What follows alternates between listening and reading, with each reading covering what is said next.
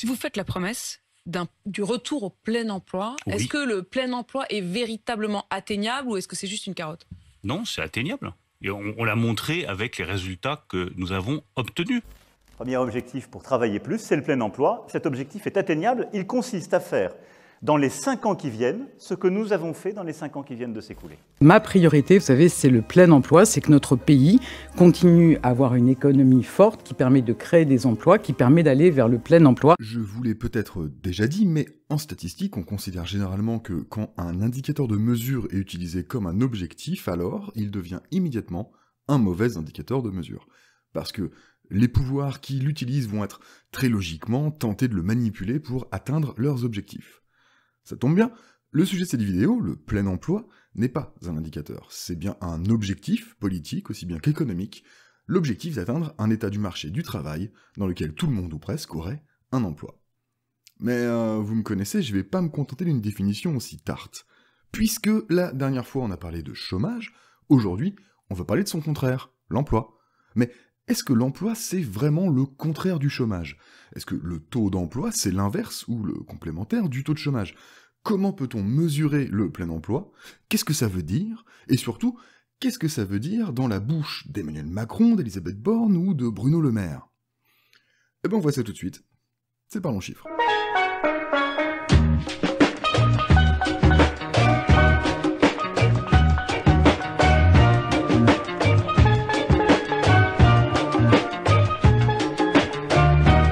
Salut tout le monde, le plein emploi, c'est quand il y a un taux de chômage de 5%.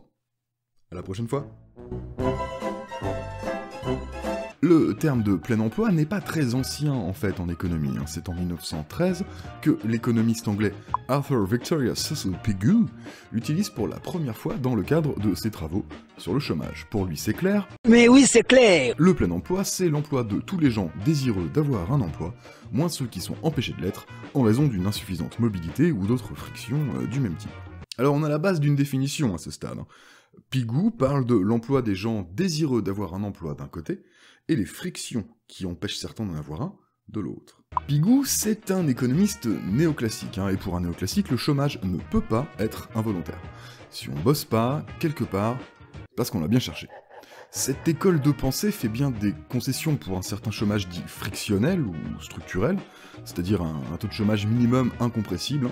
Quand les gens changent de travail, même sur un marché de l'emploi très dynamique, ça peut prendre du temps de passer de l'ancien boulot au nouveau. Le chômage frictionnel, c'est donc un indicateur du nombre de travailleurs qui sont en train de changer de travail. C'est pas inquiétant et c'est un taux très bas. Il est estimé aujourd'hui par convention à 5%, mais en réalité ça peut varier selon les époques et les lieux.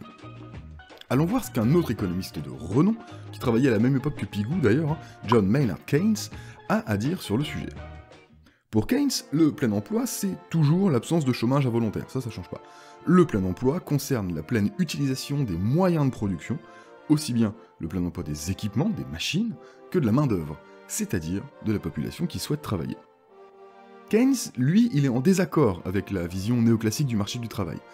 En effet, pour les néoclassiques, je l'ai dit, si on est au chômage, c'est forcément volontaire, et ce qui explique le chômage, ce sont les barrières à l'emploi qui sont dressées par les États-providence.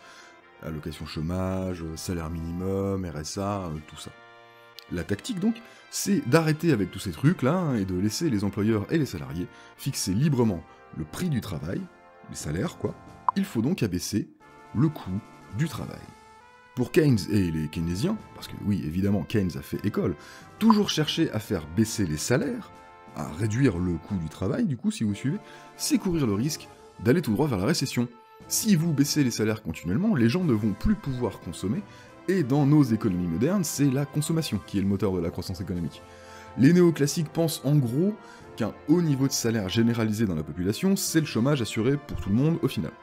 Les keynésiens, ils pensent au contraire que augmenter les salaires, c'est soutenir la demande, la consommation.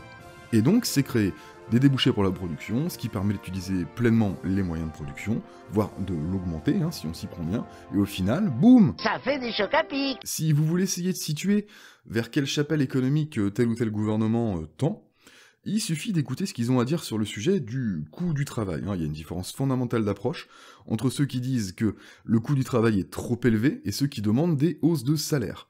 Et je me demande bien dans quel monde on vit pour qualifier d'extrême gauche des gens comme la France Insoumise, dont la première demande est en fait tout à fait keynésienne. Eh les gars, Keynes, c'est pas Proudhon, c'est pas Louise Michel. Aujourd'hui, les économistes sont plutôt d'accord pour dire que le plein emploi, c'est quand le taux de chômage est réduit à son minimum frictionnel, et on disait que c'était 5%. Mais est-ce que le taux de chômage, c'est le meilleur moyen d'observer l'état de l'emploi? Non. On en revient à la question que je posais dans la vidéo précédente. Y a-t-il pas d'autres indicateurs qui pourraient nous permettre d'avoir une idée plus complète de la situation du marché du travail? Mesdames, messieurs et les autres, je vous présente le taux d'emploi. Ça paraît pas mal ça pour observer le niveau de l'emploi, non? Le taux d'emploi, tel que défini par le désormais fameux BIT, c'est le niveau d'utilisation de la main-d'œuvre disponible, soit très simplement le rapport entre le nombre de personnes qui ont un emploi et la population qui est en âge de travailler. Attention, c'est pas comme le taux de chômage qui est calculé sur la population dite active, là on parle de la population dite en âge de travailler. Et ça inclut des jeunes encore scolarisés ou en études, ou bien des retraités. On y reviendra.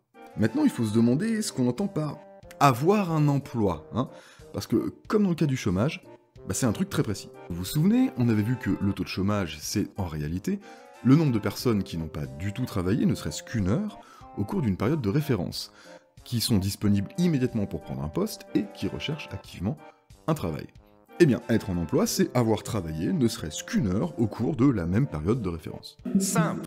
Peu importe l'emploi d'ailleurs, ça peut aussi bien être une mission d'intérim d'une journée, 2 heures à distribuer des flyers dans la rue pour 50 balles, ou bien votre période en entreprise, si vous êtes apprenti par exemple. Le taux d'emploi, c'est un indicateur qui ne regarde ni la qualité, ni la quantité de travail effectué. Alors le taux d'emploi, en France aujourd'hui, c'est combien? Eh bien, au 4e trimestre 2022, il était de 68,3%. L'INSEE indique même que ce taux d'emploi est à son plus haut niveau, depuis qu'on le mesure en fait. On a donc un des plus faibles taux de chômage, et un des plus hauts taux d'emploi selon le BIT en France en ce moment. Dans le cœur de meule de la population active, la tranche d'âge des 25-49 ans, il est même de 82,7%, soit son plus haut niveau depuis la crise financière de 2008. Chez les plus jeunes, les 15-24, ce taux est de 35,3%, et c'est le taux d'emploi des jeunes les plus élevés depuis 20 ans. Pour les seniors, comme on dit, il est là aussi en hausse continue depuis plusieurs années, et il atteint fin 2022 66,2%, soit son plus haut point historique. Alors vous êtes peut-être en train d'essayer de faire un petit calcul simple, si le taux de chômage c'est 7,2%, et si le taux d'emploi c'est 68,3%, il nous manque 25%. Où est-ce qu'ils sont? Eh bien, ce sont les inactifs. On a quelques retraités, puisque dans la population prise en compte, on s'arrête à 64 ans. Vous voyez, dans les stats, on a déjà prévu l'augmentation de l'âge légal de départ à la retraite. Mais on a aussi et surtout des jeunes scolarisés, des jeunes en études, des personnes au foyer, comme on dit, souvent des femmes, auxquelles il faut adjoindre des personnes invalides ou reconnues en incapacité de travailler. En général, le taux d'emploi et le taux de chômage, ça varie en sens inverse, quand l'un monte, l'autre diminue, et vice-versa. Mais la catégorie des inactifs, et en fait surtout des inactives, peut jouer un rôle dans l'objectif d'atteindre le plein emploi. On y reviendra. Alors comment fait-on pour atteindre un fort taux d'emploi dans ce contexte? En créant des emplois. Simple. Toutefois, comme on a vu qu'être en emploi, ça peut vouloir dire être en CDI, ou dans les cas extrêmes, bosser 1 heure par mois, on peut très bien décider qu'on s'en fout de la qualité des emplois, et forcer les chômeurs à prendre n'importe quel job pourri, à temps partiel, à durée ultra courte et mal payé, ou bien encore, je sais pas moi, à créer une entreprise, dont on sait bien qu'elle aura aucune chance de survie plus de quelques mois, ou encore, on peut inciter les gens à aller s'employer dans les emplois ubérisés. On mélange tout ça, et on peut avoir un super taux d'emploi. Suffit de pas être regardant sur la gueule des emplois.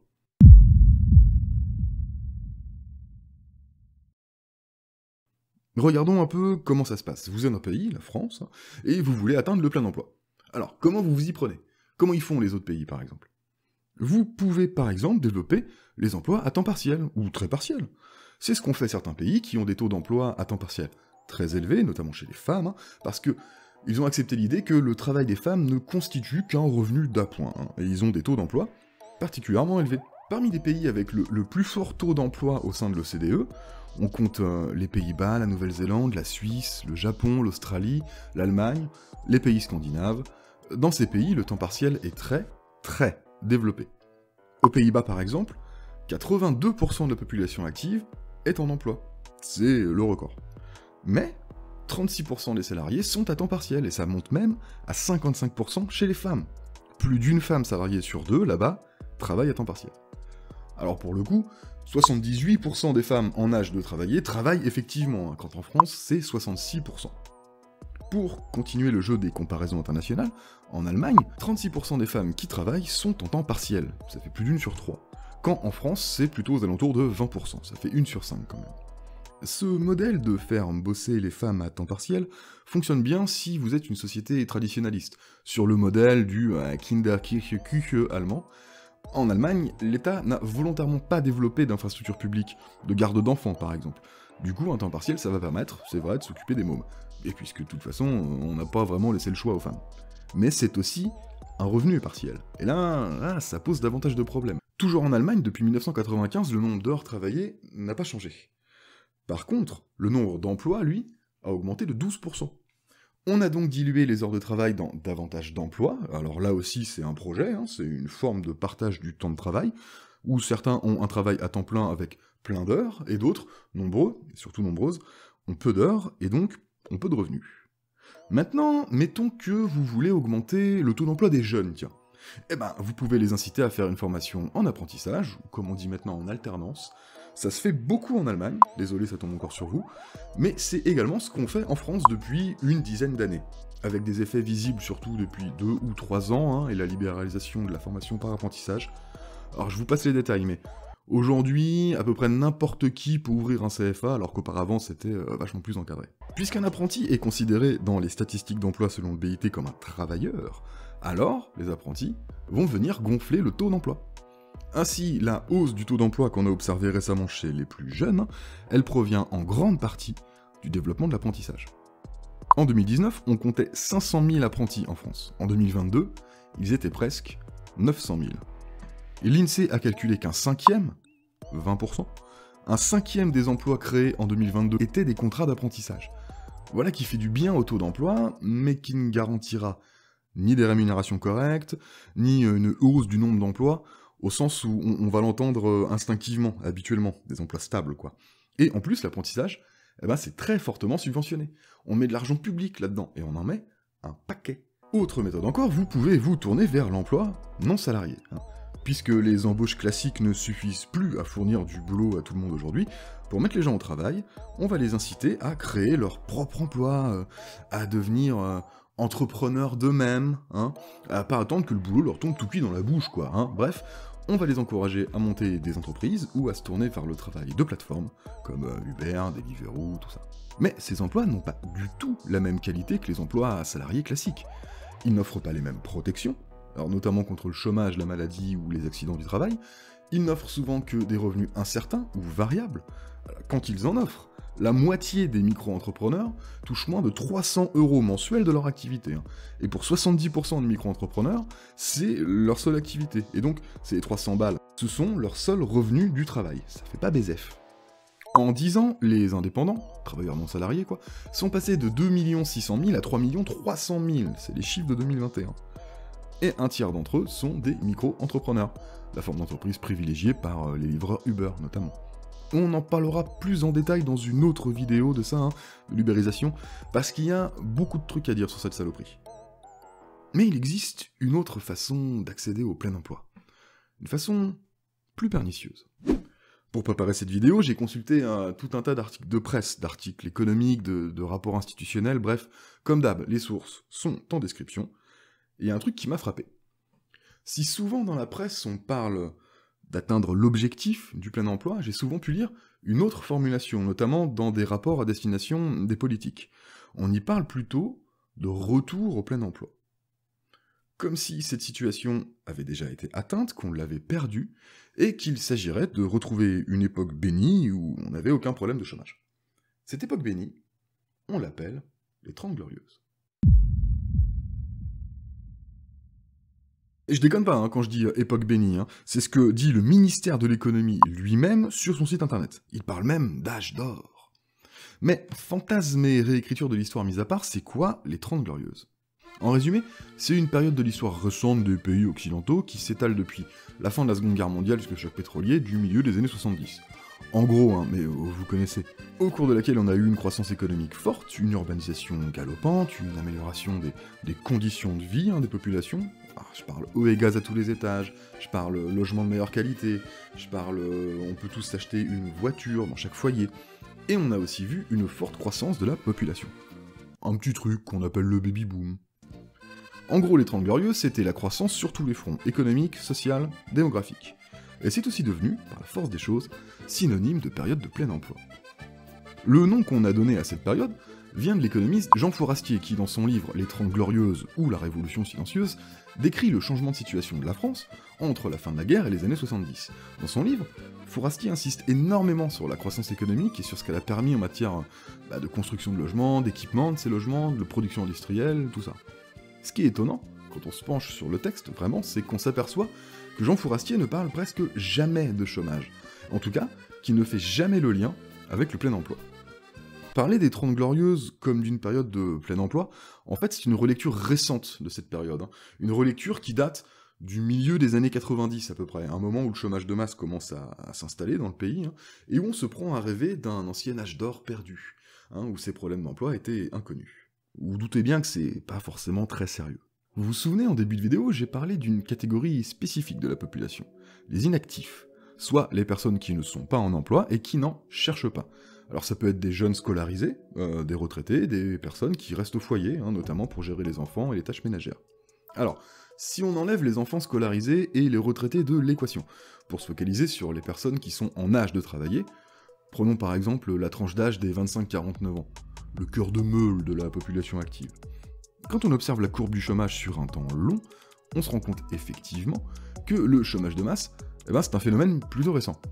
En 1968, soit le plus loin que j'ai pu remonter dans les stats, le taux de chômage sur cette tranche d'âge, c'était 1%. Dans la tranche d'âge des 25-49 ans, on avait 1% de chômage en 1968. 50 ans plus tard, c'était 10 fois plus. Par contre, ce qui est très intéressant, c'est de s'apercevoir qu'en 68, plus d'un quart de la population était considérée comme inactive, toujours parmi les 25-49 ans. Il y avait en fait 27% de la population qui était tout simplement hors cadre. Vous vous souvenez, les inactifs et les inactives ne comptent pas dans le calcul du taux de chômage. Et en réalité, quand on regarde les statistiques par genre, on tombe sur le vrai nœud de l'histoire. La moitié des femmes en âge de travailler étaient considérées comme inactives, donc en dehors de la sphère du marché du travail. Quand on vire la moitié des femmes du marché du travail, ouais c'est sûr, c'est plus simple d'afficher un taux de chômage faible. Parce que ce qu'on a fait, c'est qu'on a enlevé des millions de personnes de l'équation. C'est facile à ce compte-là, hein? Voilà où je veux en venir. Si vous décidez d'expulser une certaine catégorie de la population du marché du travail, vous pouvez atteindre plus facilement vos objectifs politiques de chômage faible et de plein emploi. Et c'est exactement ce que proposent des partis d'extrême droite comme le Front National ou dans d'autres pays Fratelli d'Italia ou l'AfD en Allemagne. On a entendu les députés RN expliquer que pour résoudre la crise autour des retraites, il y avait une solution simple, faire plus d'enfants. Et qui c'est qui les fait les enfants? Je veux dire, concrètement? C'est les femmes. En enfermant les femmes dans un rôle de poule pondeuse, avec force avantages fiscaux et sociaux, vous les placez hors du marché du travail, et vous libérez du coup des places pour des chômeurs mâles. C'est ce qu'on fait au Japon par exemple, à la naissance de leur premier enfant, les femmes sont très fortement incitées à se retirer, définitivement, du marché du travail. En Allemagne, on les expulse pas complètement, mais on va considérer que dorénavant, leur norme d'emploi à elles, ce sera du temps partiel, ou du temps très partiel. Ce que ces partis politiques proposent comme avenir pour le pays, c'est la servante écarlate sans les costumes un peu classe, quoi. Mais ça fait que vous réduisez votre population active, et donc il est plus simple d'afficher un bon taux de chômage et un beau taux d'emploi. Quand vous n'arrivez pas à agir sur un phénomène, vous pouvez toujours agir sur le chiffre qu'il mesure en truandant un peu. Ce conseil vous est offert par McKinsey et le FDP Consulting Group. L'arnaque du plein emploi au cours des 30 Glorieuses, c'est qu'on avait une vision du plein emploi qui était en fait exclusivement masculine. Seuls les mecs étaient en situation de plein emploi. Les femmes, elles, étaient juste exclues du marché du travail. Mais est-ce que c'est si mal que ça, d'être en dehors du marché du travail? Le plein emploi, est-ce que c'est vraiment une situation si enviable? En bref, est-ce que le plein emploi, c'est vraiment aujourd'hui quelque chose qu'il faut rechercher à tout prix. Le plein emploi des 30 Glorieuses, même s'il est en grande partie fantasmé, comme on vient de le voir, donne une image d'un plein emploi heureux, une sorte d'état idéal du marché du travail où le chômage était forcément transitoire, où les ouvriers pouvaient soit bosser toute leur vie dans la même usine, soit, quand ils le voulaient et à leurs conditions, changer de travail très facilement. Tout ça ressemble un peu trop à un conte de fées pour que ça ait réellement existé, mais bon, passons. Qu'en serait-il d'un plein emploi aujourd'hui, dans un monde libéralisé, ubérisé, déstabilisé ? Eh bien, on peut imaginer avec Romaric Godin, journaliste économique à Mediapart, que le nouveau plein emploi, qui est tant recherché par Macron et puis par tous ceux qui l'ont précédé, soit en fait un véritable enfer pour les travailleurs. Dans un article paru en 2022, La fonction répressive du plein emploi, Romaric Godin met le doigt sur une différence fondamentale qui existe entre la situation de l'emploi dans les 30 Glorieuses et la situation de l'emploi aujourd'hui. Pendant les 30 Glorieuses, l'emploi était avant tout concentré dans les sphères industrielles et agricoles, les secteurs primaires et secondaires, et on observait des gains de productivité hallucinants. C'est-à-dire qu'avec la mécanisation grandissante et les innovations technologiques, on produisait chaque année davantage de trucs avec une même quantité de travail. La grande différence avec le monde d'aujourd'hui, c'est que l'économie a résolument basculé du côté du secteur des services, le secteur tertiaire. Une des particularités des emplois dans ce secteur, c'est qu'ils sont en réalité peu productifs, et que les gains de productivité en plus, ils sont quasiment nuls. Or, depuis la révolution industrielle, le moteur de la croissance économique, des hausses de salaire et surtout de la création d'emplois, c'était les gains de productivité. L'équation gains de productivité faible plus marché du travail tertiarisé plus course aux produits les moins chers possibles à l'achat ne laisse qu'une seule porte de sortie en économie classique. Pour continuer à avoir de la croissance économique et à créer des emplois, il faut ouvrir de nouveaux marchés. Et c'est là tout le sens des privatisations qu'on voit depuis 40 ans. Si on ne peut plus faire grossir les marchés existants, il faut en ouvrir de nouveaux et rendre concurrentiel ce qui était auparavant dans la sphère publique ou dans la sphère informelle. Un nouveau système économique se met en place. La marchandisation de la vie quotidienne s'accélère, et avec elle, les activités de service à la personne. Le problème, c'est que ces emplois sont par nature peu productifs. Ils sont donc nécessaires au fonctionnement de l'économie, mais ils font peser un risque sur la rentabilité future des entreprises. En régime capitaliste, la productivité, c'est la mesure avancée de la croissance à long terme. Mais à présent, la situation est délicate. Pour tenter de renforcer la rentabilité de l'économie, seuls les services du type de ceux qu'on a décrits peuvent se développer et doivent ainsi augmenter leur chiffre d'affaires, et donc embaucher. Mais ces embauches, en raison de leur faible productivité intrinsèque, pèsent de plus en plus sur la rentabilité. C'est une fuite en avant et une contradiction interne majeure qui ne peut se résoudre que par des moyens de contournement.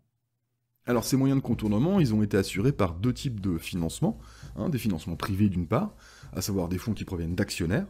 Ces fonds ne viennent pas de n'importe où, ils résultent de la financiarisation de l'économie, qui permet d'investir et de créer des emplois dans quelques secteurs peu rentables, puisqu'on va aller créer du bénéfice ailleurs, dans d'autres secteurs, et notamment en bourse.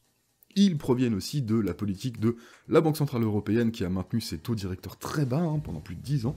On pouvait facilement accéder au crédit, et l'argent ne coûtait en fait quasiment rien pour les entreprises, justement pour qu'elles investissent dans les secteurs qui sont peu rentables, pour les inciter. Et d'autre part, ils se sont largement appuyés sur des politiques généreuses de la part des États eux-mêmes. Le CICE, les crédits d'impôt, les niches fiscales, voire des baisses d'impôts tout simplement, des suppressions de cotises ou des facilités d'accès aux subventions publiques. Je rappelle, les aides aux entreprises, c'est devenu le premier poste de dépense en France.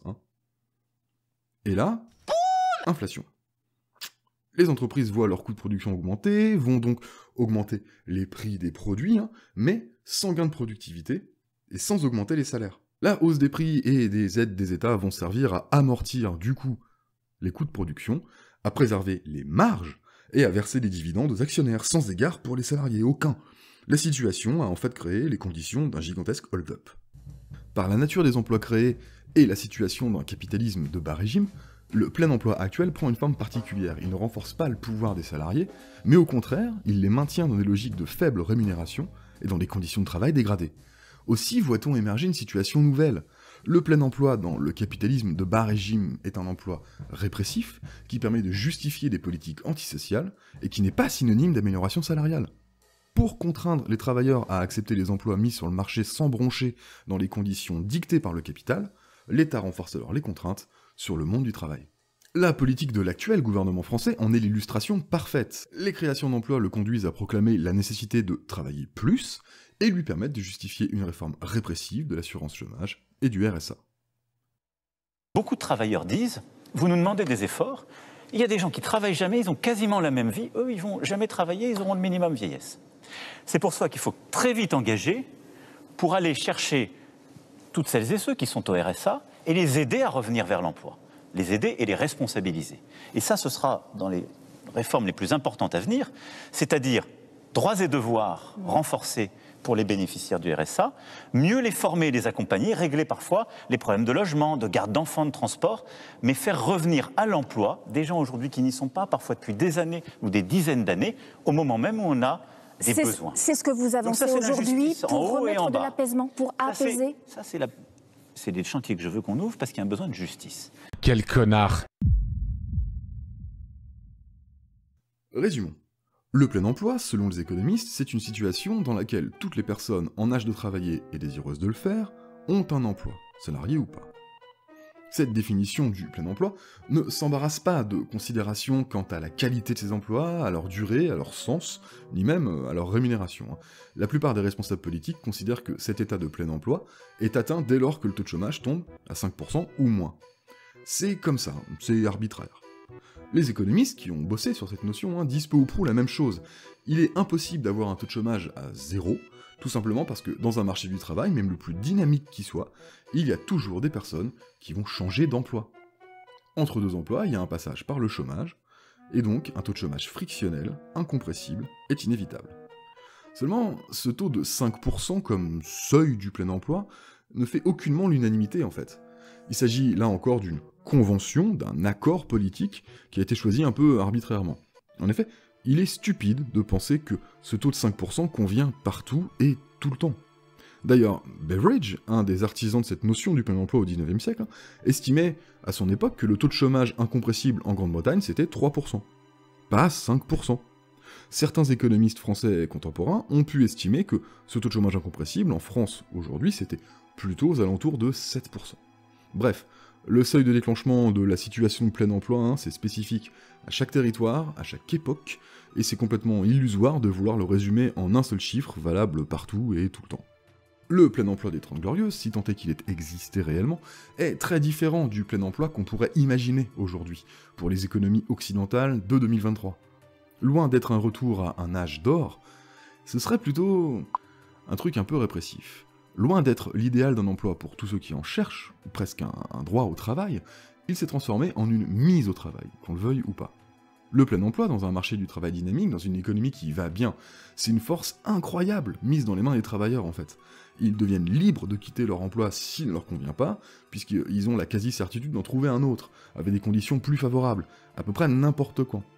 Ça, c'est l'état idéal. Dans une économie capitaliste, les entreprises et les patrons, ils ont horreur de ça, vous comprenez bien. Ça crée de l'incertitude. C'est le risque de voir vos salariés se barrer si vous ne vous pliez pas à leurs conditions. Pour s'en rendre compte, il suffit de voir à quel point les entreprises dans l'hôtellerie et la restauration se sont mis à transpirer, mais si fort, quand leurs salariés se sont barrés en masse pendant la crise du Covid et tout ça, pour jamais y revenir. La recherche du plein emploi au XXIe siècle a donc tous les risques de se matérialiser davantage au moyen de politiques répressives, de lutte contre les chômeurs, et pas de lutte contre le chômage, et plus généralement, contre tout ce qui peut, selon les idéologues libéraux, provoquer l'oisiveté, constituer des freins à la libre entreprise, je sais pas quoi, là, pêle-mêle les allocations chômage, le RSA, le principe même d'un salaire minimum, tout ça. Dès lors, pourquoi rechercher le plein emploi ? On peut se poser la question. Les politiques de tous horizons qui ont placé le plein emploi comme objectif suprême de leur programme de gouvernement ne font pas ça parce qu'ils sont méchants, intrinsèquement méchants. Il y a des intérêts en jeu. Ils sont dialectiques. Premièrement, l'intérêt c'est la création de nouveaux marchés, c'est-à-dire privatiser les trucs. Ça permet de créer des emplois dans la sphère marchande et donc, in fine, une plus forte croissance économique. En faisant entrer davantage de secteurs dans cette sphère marchande, on étend le domaine du capitalisme. Dans le même mouvement, cette création d'emplois, ça va permettre aux États d'économiser sur leurs dépenses sociales, dans un contexte où, en plus, les États se considèrent comme fortement endettés. Le plus de monde possible en emploi, c'est toujours ça d'économiser sur les dépenses en alloc chômage, par exemple. Et puis si ça suffit pas, de toute façon, pour inciter les gens, comme ils disent, on va diminuer les dépenses de toute façon. Par ailleurs, les capitalistes ont transformé les États en leurs débiteurs. Les dettes souveraines, les dettes des États, ça s'échange sur des marchés financiers. Et ça donne aux capitalistes un pouvoir complètement fou sur la politique des États et des gouvernements. Il y a qu'à voir les déclarations de Macron sur la réforme des retraites, qui est nécessaire pour lui, surtout pour envoyer un message aux marchés financiers. On s'est livré pieds et poings liés aux capitalistes. On est au carrefour du forçage. Les intérêts économiques qui poussent vers une mise au travail dans l'économie marchande, peu importe les emplois occupés, les organisations politiques qui poussent vers une extension de la sphère marchande, et donc qui poussent pour privatiser, et le contexte social et économique, avec, alors non plus un chômage de masse comme on a pu le connaître, mais plutôt une précarisation de l'emploi, avec le petit bonus retour dans l'inflation, plus gouvernement radicalisé sur l'accès au chômage et au RSA, tiens, et ben ça va aller pousser les travailleurs à accepter les pires jobs, parce qu'il faut bien bouffer. En bref, le plein emploi, aujourd'hui, c'est pas vraiment les lendemains qui chantent. Oui, peut-être. Merci d'avoir regardé cette vidéo, j'espère que ça vous a plu. Vous connaissez les trucs, si vous avez trouvé ça utile, si vous avez appris 2-3 trucs, le petit pouce en l'air. Partagez surtout cette vidéo, c'est le plus important, c'est vraiment ce qui fait connaître la chaîne. Il s'est passé des trucs de fou d'ailleurs sur la dernière vidéo, je vous remercie infiniment. Vous avez été tellement nombreux, j'étais pas du tout prêt. Voilà, nous on se retrouve très bientôt. Si vous avez des trucs à dire, la section commentaires est là pour ça, j'essaie de répondre un petit peu à tout le monde. Nous on se revoit bientôt. Ciao.